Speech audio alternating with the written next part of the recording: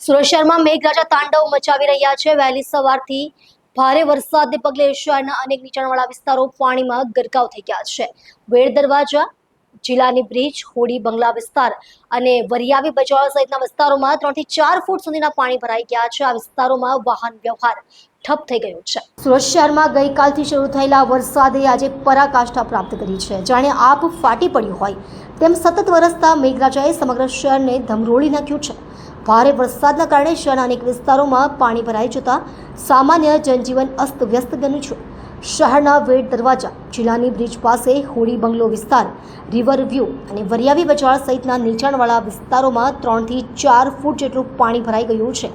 પરિણામે સ્થાનિકો ઘરની બહાર પગ મૂકતા પણ ડરે છે.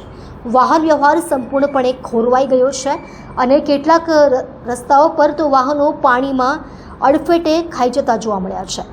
શહેરના કોઝવેને સુરક્ષાના પગલે તાત્કાલિક બંધ કરવામાં આવ્યો છે. પાણી ભરાવાના કારણે અનેક સ્કૂલોમાં આજે રજા જાહેર કરવામાં આવી છે અને બાળકોને ઘરમાં રહેવાની સૂચના આપવામાં આવી છે. હવામાન વિભાગે આગામી 24 કલાક માટે પણ ભારે વરસાદની આગાહી કરી છે.